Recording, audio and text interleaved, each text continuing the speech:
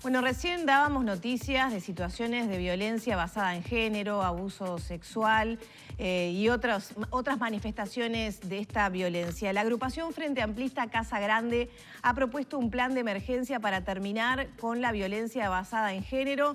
¿De qué se trata esto? Lo vamos a conocer a través de su vocera, Mariela Mazzotti, a quien le damos la bienvenida. Hola, Mariela. Buen día, ¿qué tal? Muy bien, muchas gracias. Bueno, ¿cuáles son los principales puntos de este plan de emergencia para terminar con los femicidios, para terminar con la violencia basada en género? Femicidio cero es como la utopía, lo que queremos llegar. Evidentemente que uno en ese trabajo tiene que incluir un conjunto de acciones integrales. A veces lo que vemos es la punta del iceberg, que es el femicidio, que es la forma más grave de violencia de género que vivimos las mujeres. Nosotros tenemos un marco que se lo presentamos al candidato por el Frente Amplio, Daniel Martínez, y a la vicepresidenta, Graciela Villar. Tuvimos una reunión hace pocos días donde vamos a enriquecer ese plan con el aporte de los distintos sectores del Frente Amplio. Pero Casa Grande lo que está planteando es que ya la ley integral que se votó en el Parlamento y quedó promulgada en enero del 2018 es una hoja de ruta muy completa que marca de alguna manera los lineamientos de la política pública del conjunto del Estado uruguayo. Claro, pero un día y otro también acá hemos recibido operadores de la justicia, organizaciones de la sociedad civil, víctimas, que hablan de que no se está cumpliendo, no se está pudiendo cumplir con cabalidad todas las... La ley en toda su extensión. Estamos de acuerdo. Por falta de recursos y por falta de voluntad o capacitación en otros casos. Estamos de acuerdo. La palabra tuya, con cabalidad. Es una ley muy profunda que genera muchas propuestas que van hacia la transformación cultural y a la mirada del problema de la violencia de género de una manera diferente y, por tanto, efectivamente, hay falta de recursos financieros. A veces hemos sentido también que hay como una resistencia a la aplicación de la ley porque modifica rutinas ya establecidas en nuestras instituciones. Hay prejuicios también de corte machista. Algunos operadores interpretan la ley que beneficia a las mujeres en detrimento de los hombres, cosa que no es así. Nosotros creemos que la sociedad en su conjunto, hombres y mujeres de todas las edades y de todas las diversidades, nos beneficiamos con una sociedad menos violenta.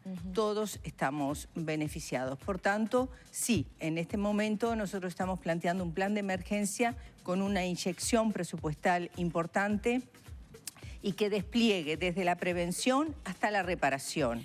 Aspectos que a veces quedan como fuera del debate, ¿no? Prevenir implica educar en la no violencia a niñas, niños, adolescentes, a quienes actuamos en el área de lo social, a las familias, a la comunidad. Una inyección muy fuerte presupuestal que permita campañas en los medios masivos de comunicación, campañas en los medios locales, integración sistemática en los centros educativos públicos y privados, trabajar en el área del deporte, es decir, todo lo que signifique que vayamos construyendo una forma de concebir las relaciones entre las personas, entre mujeres y varones, entre adultos y niños y niñas, de una manera no impositiva, no autoritaria. Eso implica aprender a sobrellevar las diferencias, a reconocer decisiones distintas. Hay veces que a nivel de lo privado, en la violencia doméstica, surge la discrepancia y el hombre tiende a socavar la autonomía de las mujeres mediante la imposición de su punto de vista. Y muchas veces cuando la mujer se pone firme y considera que va a tomar sus decisiones o que no quiere continuar con esa relación de pareja, se desencadenan estos hechos tan violentos, que es lo que aparece en los medios. Pero la violencia no solo ocurre adentro del hogar, aunque es muy frecuente, es extremadamente frecuente, tanto que es el segundo delito más prevalente en el Uruguay. Pero también ocurre en las instituciones, en la calle, en los centros educativos, en los centros de atención a la salud. Es decir, es una problemática que está impresa en toda la sociedad. Mariela, ¿por qué esperar al 1 de marzo si el Frente Amplio es gobierno? ¿Por qué no hacerlo ya? ¿Por qué esperar que sigan muriendo mujeres hasta el 1 de marzo para instrumentar estas acciones? ¿Por qué no ejecutarlo ya, por ejemplo? Sí, es una pregunta que nos dicen y de hecho estamos haciendo muchas cosas. Yo te puedo contar que además del trabajo para que esta ley se aprobara, que se presentó en abril del 2016, se aprobó en enero del 2018. Esta ley, cuando se aprueba, nos da un marco de actuación muy diferente a la que teníamos al comienzo del periodo. 2018 es el último año de rendición de cuentas y ajuste presupuestal. Por lo tanto, esta carga presupuestal que nosotros estamos esperando, se requiere un nuevo plan quinquenal. Eso no hay ninguna duda que es así. Pero estamos haciendo cosas sin ninguna duda. No estamos dejando que las mujeres mueran. Sí estamos no hubo voluntad, porque digo, se puede hacer reasignación de recursos, más allá de que es cierto, se planifica un presupuesto a 5 años, que en este caso fue primero a 2 años y después a 3, pero hay reasignaciones de recursos. De hecho, en el 2018 se nos reasignaron recursos al Instituto de las Mujeres, al Ministerio del Interior y al Ministerio de Vivienda, y unos mínimos recursos a Presidencia de la República para campañas educativas que pensamos, a eso iba, pensábamos que es muy importante y eso se puede hacer ya. También quería contarte que, bueno, cuando comenzamos en 2015, las tobilleras estaban ubicadas como experiencia piloto en 3 departamentos del país. Ahora están en todo el país y es una herramienta muy legitimada. En aquellos comienzos del 2015 a 2016, todavía los jueces no la habían valorado como una herramienta útil para la protección de las mujeres. El Instituto de las Mujeres ha multiplicado por 2 su capacidad presupuestal y esto está en la multiplicación por 2 de la cantidad de servicios. De hecho, no es cierto que solamente tengamos una casa de breve estadía. Tenemos una casa de breve estadía, un centro de estadía transitorio en Montevideo, un centro de medio camino ubicado en un lugar de Canelones y estamos a punto de inaugurar, de hecho ya se firmó el convenio y están trabajando los equipos técnicos en la ciudad de Tacuarembó. Hemos creado un portal de recepción a las emergencias que funciona todos los días del año de 9 a 21 horas. Así que hemos hecho muchas cosas. Sí consideramos que hay que hacer muchas más y esto implica un plan no solamente para la atención a la emergencia, sino un plan de prevención, de cambio cultural, de educación, de difusión con los medios de comunicación aliados y la familia y la comunidad, los centros educativos, actuando atención a las mujeres y a los varones agresores, que pasamos de 3 departamentos a 12 en este periodo, es decir, multiplicamos por 4, pero tenemos que cubrir todo el país. Rutas de salida, muchas veces se combina la problemática de la violencia doméstica con la pobreza de las mujeres. Entonces tenemos respuestas a nivel de inserción laboral y de soluciones habitacionales para las mujeres, pero esto hay que multiplicarlo. Se aumentó en el 2018, como te decía, el presupuesto para vivienda, pero hay que expandirlo aún más. Y algo que nos preocupa y que todavía es muy poco lo que tenemos y nos parece muy importante es la reparación, que eso casi no se habla. Cuando ocurren femicidios o cuando ocurren agresiones muy fuertes contra las mujeres, quedan niñas, niños y adolescentes afectados y las propias mujeres. Pero hoy hay reparación, claro, no específicamente para el tema de femicidio, pero sí para las víctimas de violencia, de delitos violentos. Hay reparaciones que el BPS da. Hay reparación que el BPS da. A partir... ¿No sería sustitutivo esto, sino complementario a eso? No, sería multiplicar eso. Ajá. Ahí está. Por eso te digo, estamos trabajando en todos los terrenos y en este periodo, además de actualizar el marco normativo, que era sustantivo para poder dar nuevos instrumentos, bueno, nos colocan un nuevo escenario que tenemos que multiplicar lo que estamos haciendo y crear nuevos dispositivos, nuevas formas de entender el problema, que allí hay aportes muy interesantes de Carolina Cosa y de la lista amplia. Es decir que la propuesta tiene un impulso desde Casa Grande, pero se convierte en una propuesta del Frente Amplio con aportes de de todos los sectores. Mariela, lo que yo te quería decir es que sí nosotros esperábamos una mayor voluntad política de la Suprema Corte de Justicia, porque de hecho el último artículo de la ley plantea que la Suprema Corte de Justicia tiene la capacidad para transferir las competencias a otros juzgados que ahora tienen menos tarea a raíz de el Código de Proceso Penal. Esto algunos ministros de la Suprema Corte lo han planteado, pero en la práctica no se ha logrado concretar. Eso, que no pudieron cambiar, ¿por qué cambiaría en el próximo gobierno? Bueno, esto lo Suprema... honramos con lo siguiente. Ustedes calcularon 100 millones de dólares. Exacto. Como presupuesto. ¿De dónde vendrían? Porque estamos hablando que el próximo gobierno, sea quien sea, va a estar con un ajuste importante en materia económica, ¿no? Quiere decir, poco margen de movilidad. Bueno, tuviste que el Uruguay, por más que plantean de que estamos tremendos, en comparación con la región, es mínimo, pero todavía nosotros no estamos en recesión. En todo caso, la economía uruguaya está fuerte, está recibiendo los impactos de la región y del mundo, porque no podemos olvidarnos de la situación de la guerra comercial entre Estados Unidos y China, pero no decrece. En este momento está estancado, hay grandes inversiones que van a hacer su efecto sin ninguna duda en el próximo periodo y por lo tanto se va a ampliar el margen fiscal y nosotros entendemos de que en la medida que se prioricen tenemos muy identificados lugares que se pueden disminuir presupuesto y que se pueden volcar, pero implica la asunción de este Plan Nacional de Emergencia de manera integral y de hecho el candidato del Frente Amplio ya ha adelantado que el cumplimiento de la ley integral con todos los requisitos que esto implica va a ser una realidad. ¿Ustedes qué valoración hacen de, por ejemplo, lo que decía la fiscal Lovesio, 50 denuncias de agresiones sexuales en el último mes? ¿Esto ya pasaba y las mujeres no denunciaban o hay una explosión con esta, digamos, rebelión, por llamarle de alguna manera, feminista o que las mujeres están teniendo más conciencia de su situación? ¿Ha generado también mayor agresividad por parte de los hombres?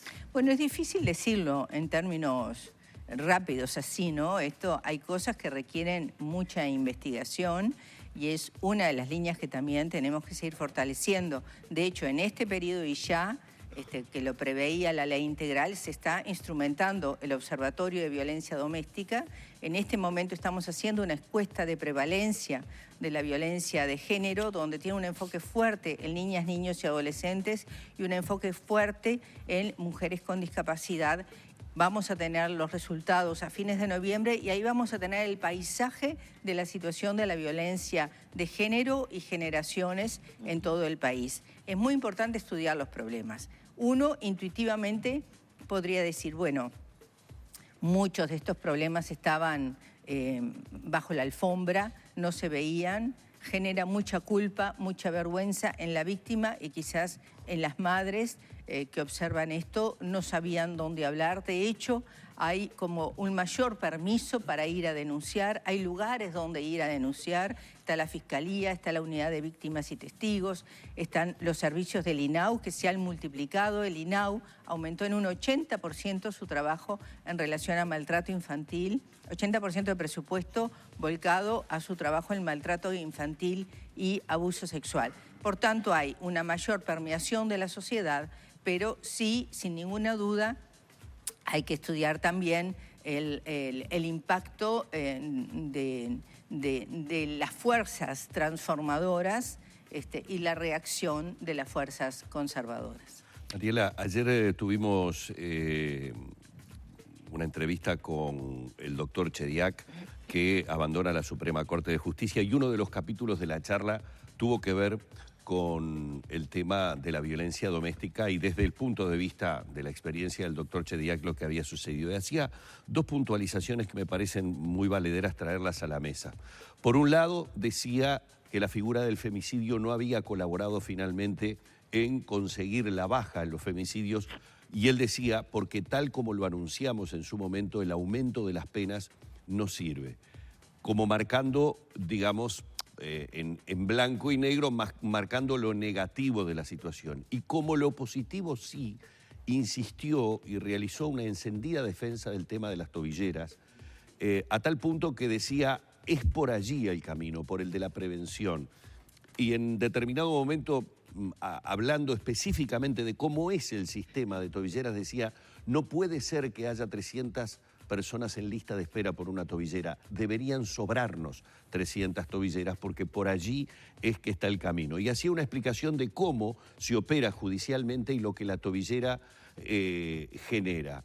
Entonces, por un lado, uno se pregunta, estamos hablando de implementación de una ley que, como bien decía Lorena, parecería ser que no hay voluntad política para que en definitiva se lleve adelante, y por el otro lado tenemos una herramienta que daría la sensación que allí sí hay unanimidad de criterios en decir que es positiva, y no solucionamos ya inmediatamente ese tema de que haya tantas decenas y decenas de personas en lista de espera por el tema de las tobilleras. Lo traigo a colación porque fue un capítulo muy largo de la entrevista. Creo que también el doctor Chediak se extendió en algunas otras cosas que nos dejó muy sorprendidas. Pero, en primer punto, el femicidio, cuando uno hace una ley, lo hace para generar actuaciones, pero la ley en sí misma no pretende disminuir los femicidios, y nunca se pretendió. Nosotros ya teníamos en el Uruguay la figura del homicidio especialmente agravado, y con las penas específicas correspondientes al homicidio especialmente agravado, lo que trae el femicidio es la identificación del homicidio especialmente agravado cuando está dirigido a las mujeres por el hecho de ser mujer. Y esto es muy importante. Identificar el problema es la forma que uno tiene para actuar. Si no sabemos que el problema existe, no podemos implementar política pública. Así que la ley de femicidio, que se usa permanentemente, y los fiscales justamente plantean homicidio especialmente agravado por femicidio, permite decir y afirmar en el Uruguay de hoy es un problema gravísimo, casi de emergencia nacional. En segundo punto, la tobillera no es una política de prevención. La prevención es la educación, la promoción, la difusión a través de lo público y de lo privado de nuevas pautas de relacionamiento. Eso es lo que va a evitar la existencia de la violencia de género. Las tobilleras es un instrumento, un mecanismo más que tiene el sistema de protección, las medidas cautelares, que son estos, ya son la protección, ya hay una víctima que denunció y se acercó a la justicia para decir que está en peligro, y el juez le adjudica la tobillera. Hay, como tú dices, una lista de espera. El Ministerio del Interior aumentó para el mes de septiembre. Seguramente estén operativas los primeros días de octubre 100 tobilleras más, y ya está procesando 200 tobilleras más, es decir, 300 tobilleras. Se va a llegar a 1000 tobilleras, que es lo que satisface 100% la demanda. Ahora, la demanda es creciente, y uno como política pública y como responsable también tiene que ver cuál es el límite. Esto tiene que ver con el estudio de los factores de riesgo, cuando una tobillera es adecuada o no es adecuada ponerla, cuando el riesgo es de tal magnitud que sí hay que colocar una tobillera. Por otro lado, nosotros tenemos que evaluar el riesgo de cuándo se saca una tobillera. Ahí el Ministerio del Interior ha señalado muchas veces que hay una tendencia fuerte a, digamos, periodos largos, extender las tobilleras, que ahora el mínimo son 6 meses, extenderlo por 6 meses más, y tenemos situaciones de 2 años de personas con tobilleras. Por eso decimos, es un mecanismo más, pero cuando el hombre rompe la tobillera, no cumple las medidas cautelares y salta con digamos, el pitido del incumplimiento, nosotros estamos promoviendo, junto con el movimiento de mujeres feminista y toda la institucionalidad pública, que se configure la figura del desacato, que los fiscales puedan tener pruebas suficientes para configurar la figura del desacato, y de alguna manera el incumplimiento configura el delito de no hacerle caso al juez, como está establecido en nuestra legislación, ¿no? Bien. Ya tenemos que cerrar, pero Gustavo Leal dijo que no era necesario declarar la emergencia porque igual se podía trabajar. ¿No hay ahí una incongruencia entre...? Una cosa es decir que estamos en una situación que nos alarma, que nos preocupa, que nos duele, y otra cosa es formalmente lo que tenemos por la ley de desastres naturales, la declaración de la emergencia nacional. Son cosas diferentes. Yo creo que una cosa es el análisis de la realidad y otra cosa son los instrumentos que se utilizan. En este caso, el planteo concreto del Intersocial Feminista del Presidente de la República, tengo entendido que se está evaluando, pero sin ninguna duda de que el aspecto formal, declaración de emergencia nacional, quizás está más dirigida a la actuación del Estado de manera conjunta, rápida y por un tiempo acotado en determinado territorio porque ocurrió un desastre, llámese un incendio masivo, inundaciones, digamos, las tormentas de viento.